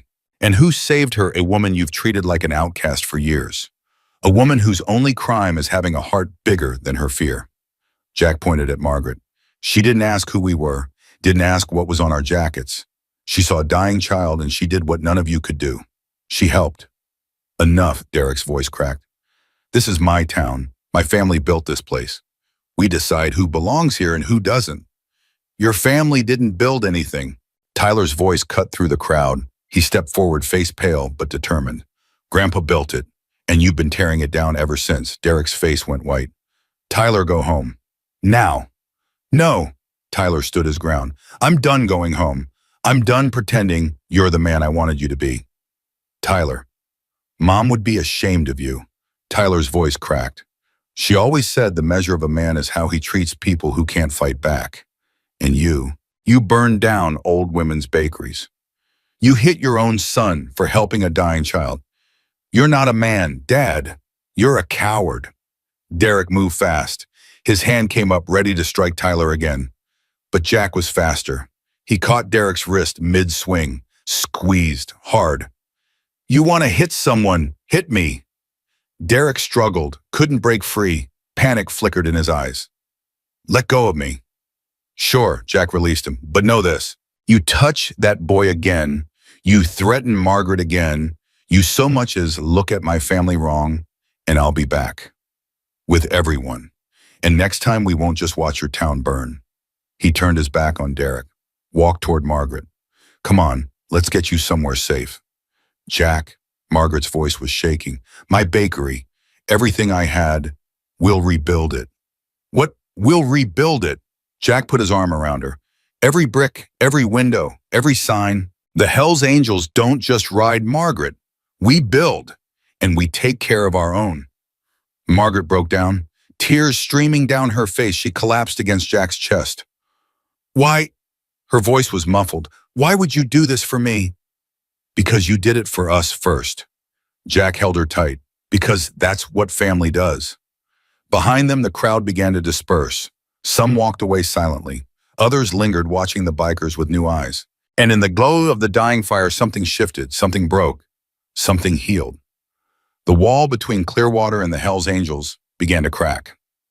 Stone had arranged lodging for the entire brotherhood, an abandoned warehouse on the edge of town big enough to shelter 200 people and their bikes. The owner had offered it for free when he heard what Margaret had done. First decent thing anyone in this town has done, Stone grumbled as they settled in, besides Margaret anyway. Jack was on the phone with Sarah. You should see Lily. She's teaching half the brotherhood how to play Go Fish. Stone's voice carried in the background. That kid's got a future, or as a card shark. Jack laughed. It felt good to laugh. How are you feeling? Better every hour. Sarah's voice was stronger now. Doctor says I might be able to travel in a few days. That's good. That's real good. Jack. Yeah. I love you and I'm proud of you. For what? For being the man I married, the man who sees people for who they really are, the man who fights for what's right. Sarah's voice caught. The man who carried his family through a blizzard and never gave up. Jack closed his eyes. I love you too. Come home soon. I will, promise. He hung up, sat there in the darkness listening to the sound of his brothers laughing, talking, playing cards with his daughter. Margaret sat down beside him. Quite a family you've got. They're your family now too. Jack looked at her. I meant what I said. We're rebuilding your bakery. You don't have to. I want to. Jack leaned back. My mother would have liked you, you know. She was like you. Tough, kind, never backed down from anything. Tell me about her. So he did. He told Margaret about his mother's laugh, her terrible cooking, her habit of taking in stray animals. He told her about Sunday dinners and birthday parties and the way his mother used to say, I love you, every single time they talked like it might be the last time. She sounds wonderful. Margaret's voice was soft. She was. She really was. Jack's throat tightened. That's why we were riding. Her funeral. We missed it because of all this. Oh, Jack. Margaret took his hand. I'm so sorry. Don't be. She would have understood. She would have told me to save my family first, say goodbye later. Jack smiled through his tears. She was practical like that. They sat in silence for a while. The wind had died down, the snow had stopped. Stars were beginning to peek through the clouds. Jack, yeah, thank you for everything. Thank you, Margaret, for opening your door. She squeezed his hand. He squeezed back. Tomorrow they would start rebuilding. Tomorrow they would face whatever Derek Cole had left to throw at them. Tomorrow the war for Clearwater's soul would continue. But tonight, surrounded by family, both blood and chosen Jack, allowed himself to believe that everything would be okay. His mother was gone. His wife was healing. His daughter was safe. And somewhere in the darkness, the sound of engines hummed like a promise. The Brotherhood was here, and they weren't going anywhere. The first hammer fell at dawn. Jack swung it hard, driving a nail deep into fresh lumber. The sound echoed across the empty lot where Margaret's bakery had stood. Ash still dusted the ground. The smell of smoke still hung in the air. But the foundation was solid, and that was all they needed. "You're going to wear yourself out before breakfast." Stone appeared beside him, 2 cups of coffee in hand. "Pace yourself, brother." "Can't." Jack took a cup, didn't stop working. "Sarah's being discharged today. I want Margaret to see progress before we leave." "You're coming back." "Damn right I'm coming back." Jack drove another nail. "We're not leaving until this place is better than it was before." Stone smiled, sipped his coffee. "You know, when I got your call that night, I thought we'd be coming for a fight. Busting heads, making a statement, then riding out." He shook his head. "Never thought we'd be building a bakery." "Life's funny that way." "Huh?" "That it is." Stone set down his coffee, picked up a hammer. "Well, let's get to it." By noon 30, bikers were working on the site. Framing was going up. Walls were taking shape. Someone had found a radio, and classic rock poured across the work zone, while men and women in leather jackets swung hammers and carried lumber. The townspeople watched from a distance. At first, just a few. Curious faces peering from windows, from parked cars, from the sidewalk across the street. Then more. Then dozens. They didn't approach, didn't speak, just watched. "Think they're expecting us to start a riot." Marcus, one of the younger brothers, wiped sweat from his forehead. "Probably." Jack didn't look up from his work. "Let them watch. Let them see who we really are. And if Derek shows up, then we'll deal with Derek." But Derek didn't show up. Not that morning, not that afternoon. His absence was more unsettling than his presence would have been. Margaret arrived at 2 p.m. Tyler drove her. The boy had been staying with one of the brothers since the fire, too afraid to go home, too proud to admit it. Jack had seen the bruise on his face where Derek had hit him, had said nothing. Some things didn't need words. "Oh my God." Margaret stepped out of the truck, hand over her mouth. "Oh my God, Jack." "It's not much yet." Jack walked over, wiping sawdust from his hands. "But give us a week, maybe 2. You'll have a bakery again." "A week?" Margaret's eyes were wet. "How is that possible? 200 people working around the clock." Jack shrugged. "Amazing what you can accomplish when everyone pulls together." Margaret walked toward the construction site. The bikers stopped working one by one, watching her approach. She moved slowly, touching the fresh lumber, running her fingers across the new framing. "This is..." She couldn't finish. "This is your family saying thank you." Stone stepped forward. "You opened your door when no one else would. You saved one of our brothers and his family. This is the least we can do." Margaret broke down. She sank to her knees right there in the sawdust, sobbing. Jack knelt beside her, put his arm around her shoulders. Hey, it's okay." "It's not okay." Margaret's voice was raw. "I've lived in this town my whole life, 55 years. And the only people who've ever shown me real kindness are strangers. Bikers. People everyone told me to fear. Maybe that's the lesson." Jack helped her stand. "Maybe the people we're taught to fear aren't the ones we should be afraid of." Margaret wiped her eyes, looked around at the bikers, all watching her with respect in their eyes. "I don't know how to thank you. Make us some of those cinnamon rolls when the kitchen's done." Stone grinned. "Jack told us about them, said they were the best he ever had." Margaret laughed. It was a wet, broken sound, but it was real. "Deal. Cinnamon rolls for everyone, every day until you leave." "Then we might never leave." Stone winked. "Fair warning." Sarah arrived at 4 p.m. Jack saw the car coming down the main road and dropped his hammer mid-swing. He ran, actually ran like a kid on Christmas morning, leaving a trail of confused bikers behind him. The car stopped. The passenger door opened. Sarah stepped out. She was pale, thin, moving carefully, one hand pressed against her bandaged ribs. But she was standing. She was here. "Hey, stranger." Her smile lit up her whole face. Jack reached her in 3 strides. wrapped his arms around her as gently as he could, burying his face in her hair. "Careful," Sarah laughed. "Still a little fragile." "I don't care." His voice broke. "God, I missed you." "Missed you too." She pulled back, looked at his face. "You look terrible." "Thanks." "When did you last sleep?" "I slept." "For more than 2 hours." Jack didn't answer. "That's what I thought." Sarah shook her head. "Stubborn man. Mommy." Lily came flying across the worksite, dodging bikers and lumber piles, launching herself at Sarah with the force of a small hurricane. "Easy, baby," Jack tried to intercept her. Too late. Lily crashed into Sarah's legs, wrapping around them like a vine. Sarah gasped pain flickering across her face, but she didn't push Lily away. Instead, she sank down to her daughter's level and held her tight. "Hey, baby girl, I missed you so much." "I missed you too, Mommy." Lily's voice was muffled against Sarah's shoulder. "I was so scared. The doctors kept saying stuff I didn't understand, and Daddy looked so worried, and I thought..." "Shh," Sarah stroked Lily's hair. "I'm okay. Everything's okay." "Promise." "Promise." Jack watched them, his wife, his daughter, together, alive. He'd almost lost this, all of it, a snowstorm, a crash. 16 closed doors, one open one. Life was fragile, so damn fragile. "You okay, brother?" Stone appeared beside him. "Yeah." Jack wiped his eyes, didn't care who saw. "I'm perfect." Today. That night, the whole brotherhood gathered for dinner. Someone had set up folding tables in the warehouse. Someone else had ordered enough pizza to feed an army. The bikers sat shoulder to shoulder, passing slices, telling stories, laughing at jokes Jack had heard 100 times. Sarah sat beside him, Lily on her lap.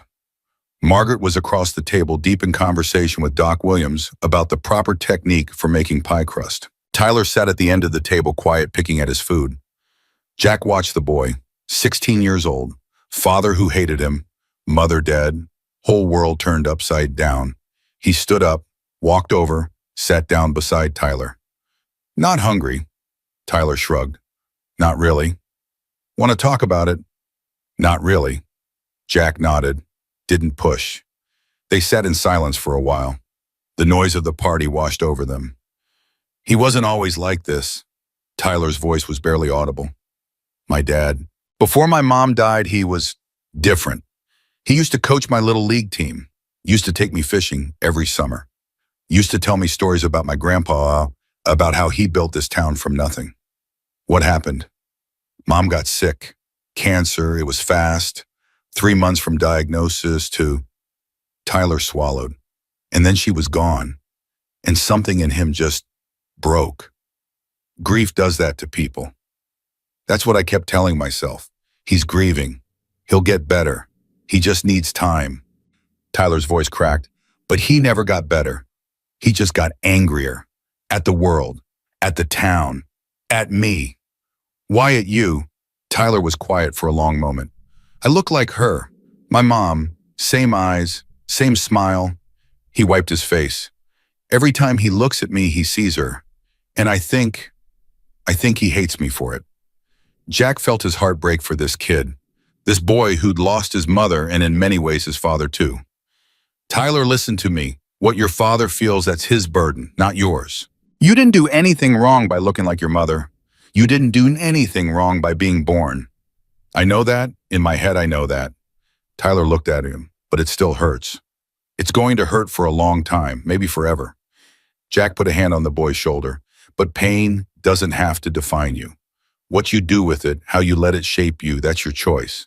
And like how it shaped my dad into someone who burns down bakeries and hits his own son, or like how it shaped Margaret into someone who opens her door to strangers, who risks everything to help people she doesn't know." Jack squeezed Tyler's shoulder. "You're not your father, Tyler. You proved that when you warned us, when you stood up to him in front of the whole town." Tyler was crying now, silent tears streaming down his face. "I don't know what to do. I can't go home. I can't stay here forever. I don't have anywhere." "Yes, you do." Tyler looked at him. "We take care of our own." Jack's voice was firm. "And you're one of us now, whether you want to be or not." But I'm not a biker. Neither was Margaret. Neither was Sarah until she married me. Jack smiled. Family isn't about what you ride or what you wear. It's about who shows up when you need them. And you showed up, Tyler. When it mattered most, you showed up. Tyler broke down, sobbed against Jack's shoulder like the child he still was in so many ways. Jack held him, let him cry, didn't say anything. Sometimes that was enough. The next morning, Derek Cole came to the construction site. Jack saw him first, walking down the main street alone, no entourage. His face was haggard, his clothes were rumpled. He looked like he hadn't slept in days. Heads up, Jack set down his hammer. We've got company. The work stopped. 200 bikers turned to watch Derek approach. He stopped at the edge of the site, looked at the progress, looked at the men and women who had built it.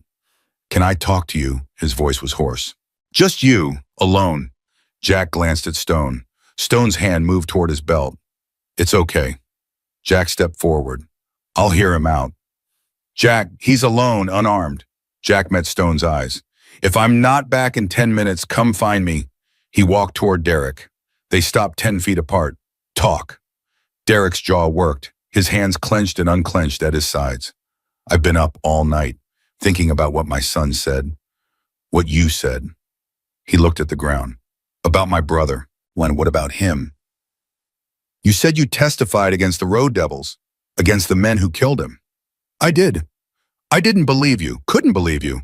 Because if it was true, then everything I've done, everything I've believed for 8 years, Derek's voice cracked. I'd have to face the fact that I've been hating the wrong people, that I became the monster I thought I was fighting. Jack said nothing, waited. So I made some calls last night, talked to a buddy in the DA's office, had him look up the case. Derek looked up. His eyes were red, broken. March 2019, State of Idaho versus Daniel Vance, Richard Paulson, and Michael Torres. Murder in the second degree, key witness for the prosecution. His voice caught. Jack Brennan, Hells Angels Montana chapter. Jack still said nothing. You were telling the truth. Derek's voice was a whisper. You helped put my brother's killers in prison. And I tried to kill your family for it. Yeah. Jack's voice was flat. You did. I don't know how to fix this. I don't know if I can fix this. Derek's hands were shaking. My son won't speak to me. The town thinks I'm a monster. Margaret's bakery is gone because of me. Your wife almost died because of me. What do you want, Derek? Forgiveness? No. Derek shook his head. I don't deserve forgiveness. I know that. I need you to know that I'm sorry. Not because it changes anything, not because it makes it right, but because it's the truth. Jack studied him. This man who had been his enemy. This man who had tried to destroy everything he loved. This man who was now standing before him, broken and ashamed. My mother used to say that sorry is just a word. What matters is what you do after. Derek nodded. What can I do? Jack looked back at the construction site, at the bikers working, at Margaret standing among them watching this exchange with guarded eyes. You want to make it right? Yes. Then pick up a hammer. Jack pointed at this site. Help us rebuild what you destroyed. Derek's eyes widened. You'd let me? I'm not letting you do anything. I'm giving you a chance. One chance. Jack stepped closer. You take it or you don't. But if you walk onto that site, you work, you sweat, you look Margaret in the eye, and you tell her what you told me, and then you do whatever she asks for as long as she asks it. And if she tells me to leave, then you leave, and you find another way to make it right. Jack's voice hardened. But Derek, this is the only chance you get. You waste it, you throw it away, you go back to being the man you were, and I'll make sure you regret it for the rest of your life. Derek stood there, the weight of the moment pressing down on him. Then he nodded. Okay. His voice was barely audible. Okay. They walked to the construction site together. The bikers stopped working, watched. Stone's hand was on his belt again. Margaret stepped forward. Her face was unreadable.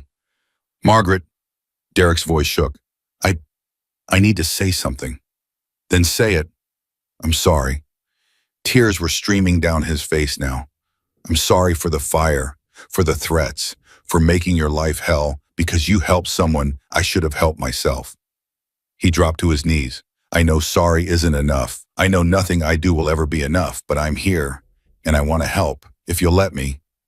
Margaret looked down at him, this man who had terrorized her, who had burned her livelihood, who had turned her town against her. She looked at Jack, at Sarah, at Tyler standing at the edge of the crowd watching his father kneel in the dirt. Then she reached down, took Derek's hand, pulled him to his feet. There's lumber that needs carrying. Her voice was steady. Can you carry lumber? Derek's face crumpled. Yes, I can carry lumber. Then get to work. She walked away, didn't look back. Derek stood there for a moment, tears still falling.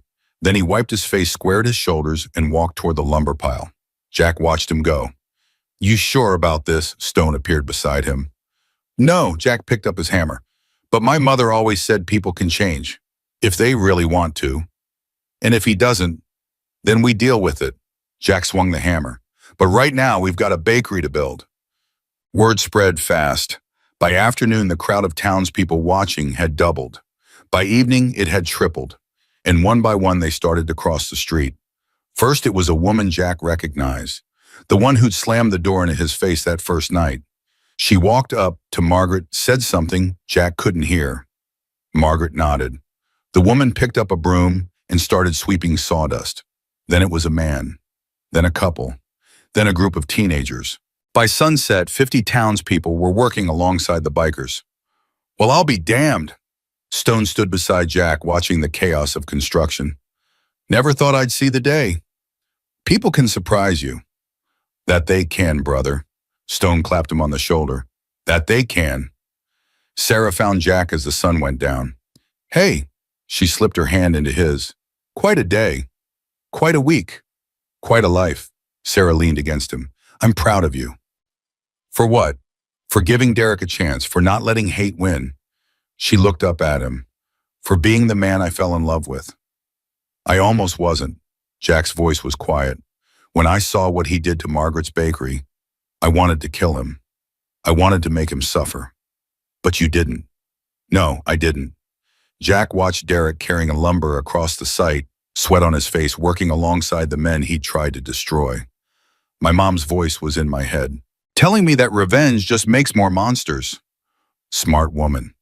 Yeah, Jack's throat tightened. She really was. Sarah squeezed his hand. We need to talk about her funeral. I know. The club's been waiting. Stone said they want to do something special. For her, for you. Jack nodded. After the bakery's done, I want Margaret there. I want Tyler there. I want everyone who helped us to be part of it. She would have liked that. Yeah, Jack wiped his eyes. She would have loved it. It's calm. That night, Tyler came to Jack. My dad spoke to me. The boy's voice was uncertain. First real conversation we've had in, I don't know, years. What did he say? That he was sorry, that he'd been a terrible father, that he understood if I never forgave him. Tyler paused, that he loved me. How do you feel about that? I don't know. Tyler looked at his hands. Part of me wants to believe him. Part of me is still so angry I can barely see straight. Boyum, those things can be true at the same time. How do you do it? Tyler looked at him. How do you forgive someone who hurt you that badly? Jack thought about his mother, about all the years they'd been estranged after he joined the club, about the fights, the silence, the pain. You don't forgive them for their sake. You forgive them for yours. Jack met the boy's eyes. Holding on to anger is like drinking poison and expecting the other person to die. It only hurts you. Did someone tell you that? My mom, Jack smiled sadly, took me 30 years to understand what she meant. Tyler was quiet for a long moment. I'm not ready to forgive him. Not yet. That's okay. Forgiveness isn't a destination. It's a journey. Jack put a hand on his shoulder. Take your time. He's not going anywhere. Tyler nodded, wiped his eyes. Thanks, Jack, for everything. Get some sleep, kid. Big day tomorrow. Tyler walked away. Jack watched him go. Then he looked up at the stars, bright and clear now that the storm had passed. I hope I'm making you proud, Mom, he whispered. I hope I'm doing it right. The wind picked up slightly, just enough to feel like an answer. Jack smiled. Tomorrow the rebuilding would continue. Tomorrow more walls would go up. Tomorrow more bridges would be built, not just between bricks and mortar, but between people. But tonight he let himself rest. His family was safe. His brotherhood was strong. A town was healing. And somewhere up there his mother was watching. He could feel it. 10 days later, Margaret's kitchen opened its doors. Jack stood back and watched as Margaret cut the ribbon. The crowd cheered. Bikers, townspeople, children, everyone pressed together in a sea of leather and flannel and Sunday best. The new bakery was bigger than the old one. Better. 2 stories now instead of 1. A kitchen that could feed an army. Display cases that sparkled. And above the door a sign that read Margaret's Kitchen in letters that could be seen from 3 blocks away. It's too much. Margaret's voice trembled. This is too much. It's exactly enough. Jack stood beside her. You gave us everything you had. We gave you everything we had. Margaret turned to face the crowd. 200 bikers, 100 townspeople. Derek Cole standing in the back, head bowed, hands clasped. I don't know what to say. Her voice carried across the silence. A month ago I was alone, forgotten. The crazy widow at the edge of town who talked to herself and fed stray cats. She laughed. It was wet with tears. Now I have more family than I know what to do with. You always had family. Stone stepping forward. You just hadn't met us yet. The crowd laughed. Someone started clapping. Then everyone was clapping, cheering, whistling. Margaret broke down again. Sarah wrapped an arm around her. Lily held her hand. Jack watched them. His wife. His daughter. This woman who had become like a mother to him in such a short time. Family wasn't blood. Family was choice. Family was who showed up. And they had all shown up. The celebration lasted all day. Margaret's ovens didn't stop. Cinnamon rolls, apple pies, fresh bread, chocolate chip cookies. The bikers ate like they'd never seen food before. The townspeople ate like they were finally hungry for something real. Jack found himself standing at the edge of the party watching it all unfold. Hell of a thing, isn't it? He turned. Derek Cole stood beside him. The man looked different now, softer somehow. The hard edges worn down by days of labor and sleepless nights of reflection. Yeah, Jack didn't step away. Hell of a thing. I meant what I said, about being sorry. Derek's voice was quiet. I know one apology doesn't erase what I did. I know helping build a bakery doesn't make up for burning it down. No, it doesn't. But I want to keep trying, if you'll let me. Derek met his eyes. Tyler told me what you said, about forgiveness being a journey, not a destination. I want to take that journey, however long it takes. Jack studied him. This man he'd hated. This man he'd wanted to destroy. My mother's funeral is tomorrow. Jack's voice was steady. We're holding it here, in Clearwater. I want everyone who helped us to be there. Derek's eyes widened. You want me to come? I want you to see what family looks like. Real family. The kind that shows up no matter what. Jack paused. Maybe it'll help you remember what you lost. Maybe it'll help you find it again. Derek's jaw trembled. He nodded quickly, unable to speak. Jack walked away, left him standing there. Some bridges took time to build, but at least the first stone had been laid. Tyler found Jack an hour later. I talked to my dad. Yeah, how'd it go? Weird. Tyler shoved his hands in his pockets. He cried. I've never seen him cry before, not even at my mom's funeral. People hide their pain in different ways. He asked if I'd come home. After all this is over. Tyler looked at the ground. I don't know what to say. What do you want to say? Part of me wants to go back. He's still my dad. He's all the family I have. Tyler's voice cracked. But part of me is still so angry. Part of me looks at him and sees the man who hit me, who burned down Margaret's bakery, who almost killed your wife. Both parts are you, both parts are valid. How do you do it? Tyler looked up. How do you decide which part to listen to? Jack thought for a moment. You listen to the part that helps you sleep at night, the part that lets you look in the mirror without flinching. He put a hand on Tyler's shoulder. Your dad did terrible things, but he's trying to change. That doesn't mean you have to forgive him. It doesn't mean you have to go home.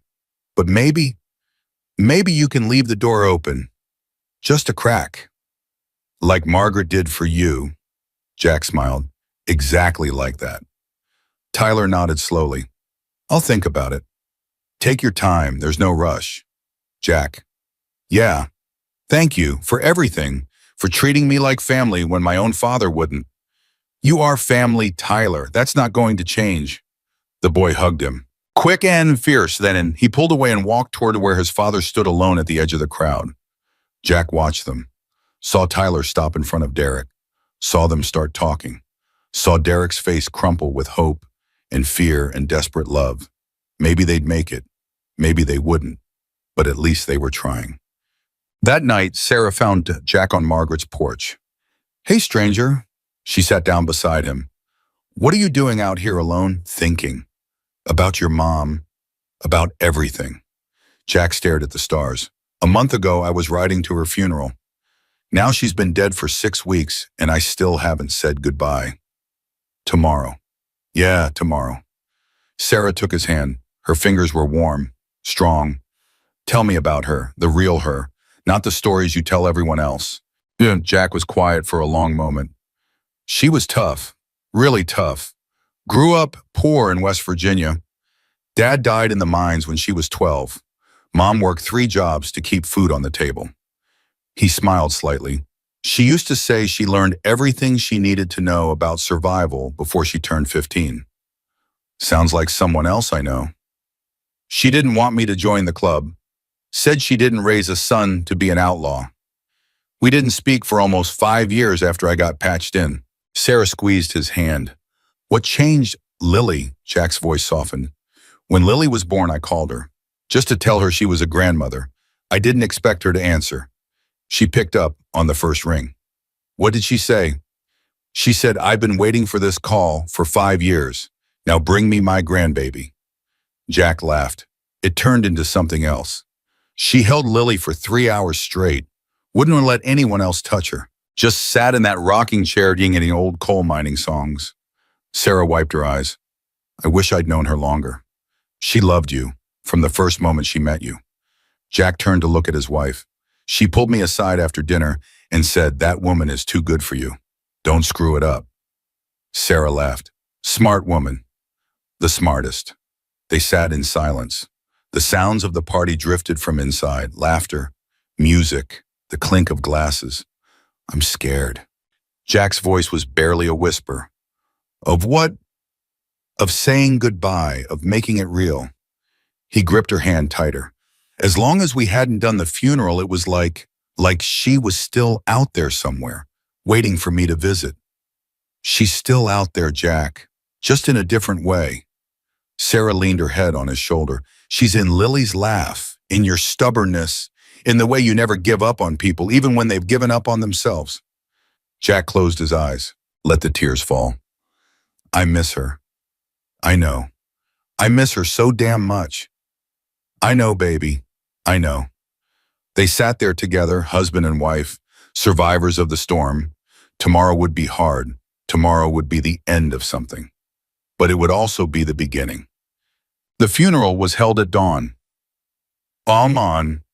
Jack had chosen a spot on the hill overlooking Clearwater. His mother had never been here, never seen this town. But somehow it felt right, this place where everything had changed. This place where strangers had become family. 200 bikers stood in rows, Margaret and Tyler and Derek, the townspeople who had helped rebuild, Sarah holding Lily standing beside Jack at the front. Stone stepped forward. Eleanor Brennan wasn't a biker, never rode a day in her life. Probably would have boxed my ears if I'd tried to put her on a motorcycle.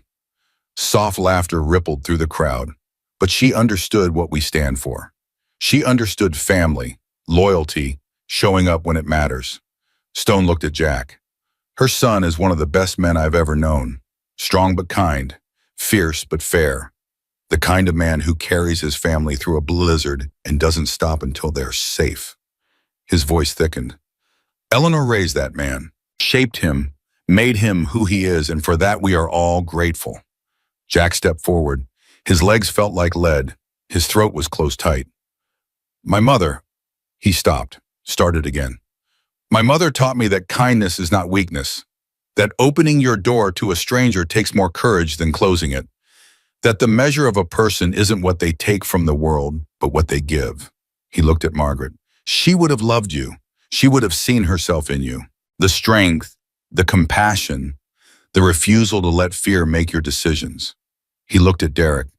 She would have forgiven you, not because you deserved it, but because holding on to anger is poison. Because people can change. Because everyone deserves a second chance. He looked at Tyler. She would have adopted you, right there on the spot, would have fed you pie and told you stories and made you feel like you belonged. Jack smiled through his tears. She had a way of making everyone feel like they belonged. He looked at Sarah, at Lily. She loved you both more than anything. More than me, probably. His voice broke. She told me once that dying didn't scare her. What scared her was the thought of me being alone, of Lily growing up without knowing her grandmother's stories, of Sarah not having someone to call when she needed advice. Jack turned to the crowd. She's not here anymore, not in the way she used to be, but she's here. He touched his chest. In all of us, in every act of kindness, every door we open, every hand we extend. He picked up the urn, his mother's ashes. Mom, I'm sorry I wasn't there when you died. I'm sorry I couldn't say goodbye. His voice cracked. But I hope you know how much I love you, how much I'll always love you. And I hope wherever you are, you're proud of who I've become. He opened the urn. The wind caught the ashes, carried them up and out over the valley below. Lily started singing. It was the song Eleanor used to sing, an old coal mining hymn about going home. Her small voice rose clear and pure in the morning air. One by one, others joined in. Bikers who'd heard the song on long rides, townspeople who knew it from their own grandparents. Margaret, her voice wavering but strong. 200 voices singing Eleanor Brennan home. Jack sank to his knees, sobbed against Sarah's shoulder, felt Lily's small hand on his back. It's okay, Daddy. Lily's voice was soft. Grandma's with the angels now. She told me once that angels ride motorcycles in heaven. Jack laughed. It came out ragged and wet. Yeah, baby. Yeah, she would say something like that. The sun rose higher. The song faded. The ashes settled on the wind. Eleanor Brennan was gone, but she would never be forgotten.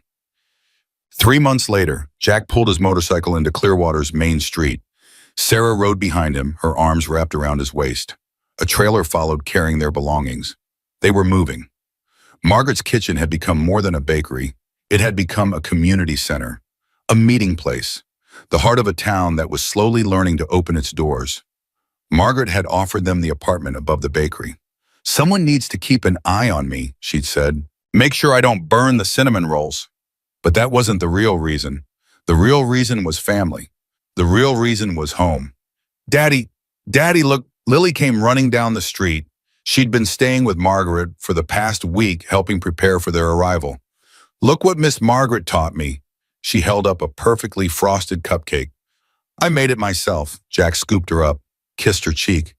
That's beautiful, baby. Best cupcake I've ever seen. Can I make one for Tyler? He's been sad today. Why is he sad? Because his dad is leaving.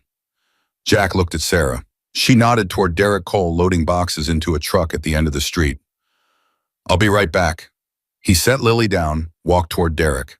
The man looked up. His face was lined with exhaustion and something else. Peace, maybe. Acceptance. Jack. Derek, Tyler said you're leaving. Yeah, sold the house. Most of the businesses. Derek wiped his forehead. This town doesn't need me anymore. Probably never did. It just needed someone to blame. Where are you going? Montana, actually. Got a job offer from a construction company. Some guy named Stone vouched for me. Derek's lips twitched. Said they could use someone who knows how to work hard and keep his mouth shut. Jack almost laughed. Of course Stone had set this up. What about Tyler? He's staying. He's got a family here now. Derek's voice caught. A real family. The kind I couldn't give him. You gave him life. That counts for something. Does it? Derek met his eyes. I hit my own son. Tried to kill your family. Burned down an old woman's bakery because I was too stupid and angry to see what was right in front of me. And then you changed. You worked harder than anyone to make it right. You knelt in front of that old woman and begged for forgiveness. Jack paused. That takes courage, Derek. More courage than most people have. Derek was quiet for a long moment. I'm not asking for absolution. I know I don't deserve it. He looked at the town, at the people walking by nodding to Jack, waving to their friends. But maybe I can earn it. Somewhere else. Someday. Maybe you already have. Derek looked at him, surprised, hopeful. You think so? I think the Derek Cole I met 6 months ago would never have had this conversation, would never have admitted he was wrong, would never have given up everything to start over. Jack extended his hand. That man was lost. The man in front of me, he's finding his way. Derek took his hand, shook it firmly. Take care of my son. I will. And Jack, yeah, thank you for opening the door. He climbed into his truck, started the engine, drove away without looking back. Jack watched him go. Some stories didn't have happy endings. Some stories were just beginnings in disguise. This was both. He's humble. That evening, the whole town gathered at Margaret's kitchen. It was supposed to be a welcome party for Jack and Sarah, but it had turned into something bigger. A celebration of everything that had changed, everything that was still changing. Stone stood up and tapped his glass. All right, settle down. I've got something to say. The crowd quieted. 6 months ago, a brother called me in the middle of a blizzard. His wife was dying, his daughter was freezing. A whole town had turned its back on him. Stone's voice was hard. I've been writing for 40 years. I've seen a lot of ugly things, but that night was one of the ugliest. He paused. And then I heard about Margaret, this crazy woman who opened her door without asking questions, who risked everything for a stranger, who stood up to her own town because a child needed help. Stone raised his glass. To Margaret, the bravest person I've ever met. To Margaret, the crowd echoed. Margaret stood up, blushing furiously. I didn't do anything brave. I just did what anyone should do. But nobody else did. Jack stood beside her. That's what makes it brave, not the absence of fear, the presence of action despite it. Margaret's eyes filled with tears. I spent 55 years being invisible in this town. 55 years of people walking past me like I wasn't there. And then you showed up. A family of strangers who needed help. She looked around the room. And suddenly I wasn't invisible anymore. Suddenly I had a purpose, a family, a reason to keep going. She turned to Jack. You gave me that, all of you, and I will never ever be able to repay it. You already have, Jack hugged her. You already have. The party continued late into the night, bikers and townspeople dancing together, children playing with leather-clad men who looked terrifying and acted like teddy bears. Laughter and music and the smell of fresh-baked bread. Lily fell asleep on Stone's lap. The big man sat perfectly still for 2 hours rather than wake her. Tyler sat with a group of young bikers learning about engines and road trips and brotherhood. Sarah danced with Margaret, both of them laughing at their own clumsiness. And Jack stood at the window watching it all. Quite a life you've built, he turned. Doc Williams stood beside him, a cup of coffee in hand. Couldn't have done it without help. That's the secret, isn't it? None of us can do it alone. Doc sipped his coffee. I've been patching up bikers for 30 years. Seen a lot of blood, a lot of pain, a lot of death. He nodded toward the party. But I've also seen this, families coming together, communities healing, strangers becoming brothers. Worth it. Every damn day. Doc smiled. Your mother would be proud, Jack. Wherever she is, she's looking down at this and smiling. Jack's throat tightened. I hope so. I know so. Doc patted his shoulder. Now go dance with your wife. She's been giving you the eye for the last hour. Jack laughed, actually laughed, full and real. He walked onto the dance floor, took Sarah in his arms, swayed to a song he didn't recognize but somehow knew. Hi there, stranger. Sarah's eyes sparkled. Hi yourself. Hell of a journey. Hell of a life. She kissed him, soft and slow. I love you, Jack Brennan. I love you too, Sarah Brennan. Promise me something. Anything. Promise me we'll always open the door, no matter who's on the other side, no matter how scared we are. Jack looked at their daughter sleeping on Stone's lap, at Margaret laughing with bikers she'd met 3 months ago, at Tyler finally finding the family he'd always deserved. I promise. He pulled Sarah closer. I promise. So, 1 year later, Jack stood on the porch of Margaret's kitchen, watching the annual Clearwater biker rally unfold below. 300 motorcycles lined the main street. Townspeople and bikers mingled together no longer. Strangers, no longer enemies. Children rode on shoulders. Dogs barked. Music played. Lily ran up to him, a cupcake in each hand. Daddy Tyler taught me how to ride his motorcycle just in the parking lot, but still. Did he now? Jack raised an eyebrow at Tyler, who had followed Lily up the steps. Just in first gear, very slow, supervised at all times. Tyler grinned. She's a natural. She's 7. I was 6 when my grandpa taught me. Jack couldn't argue with that. Fine, but you're explaining it to her mother. Tyler's face went pale. On second thought, maybe we'll wait a few years.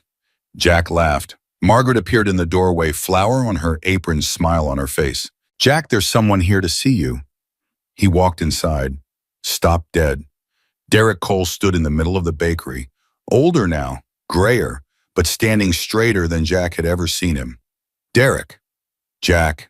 Derek shifted awkwardly. I know I probably shouldn't be here. I know it's been a year, but I needed to. Dad. Tyler had followed Jack inside. He stared at his father with wide eyes. Hey, son, Derek's voice cracked. You've gotten taller. You came back. I had to. I needed to see you. Derek took a breath. I've been working, staying clean, going to therapy, trying to become the man I should have been. Why now? Because I finally feel like I have something to offer you, not excuses, not apologies, something real. Derek stepped closer. I know I can't undo what I did. I know I can't be the father you deserved.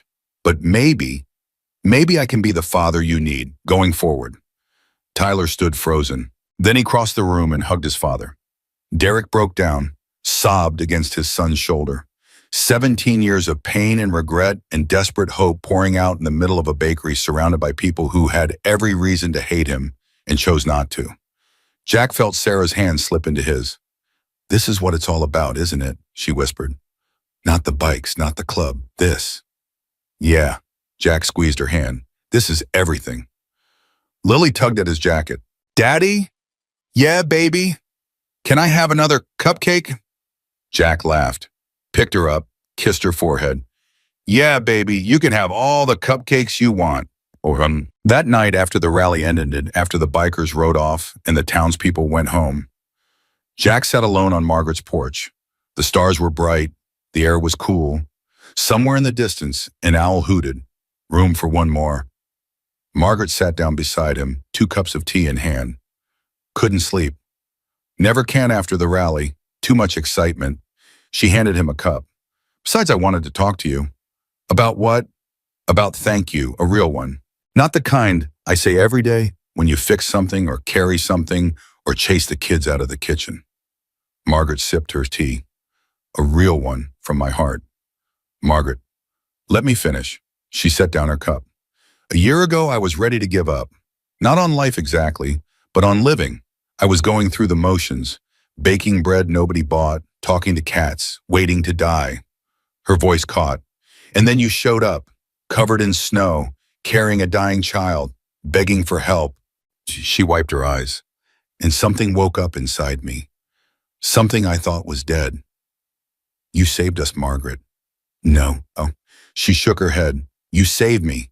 You and Sarah and Lily. You gave me a reason to live, a family to love, a purpose. Wow. She took his hand. I'm 70 years old this year.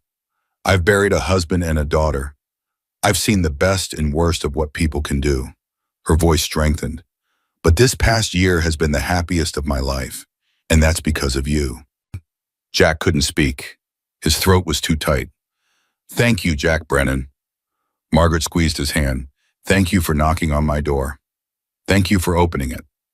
They sat there together, 2 people who had been strangers, 2 people who had become family.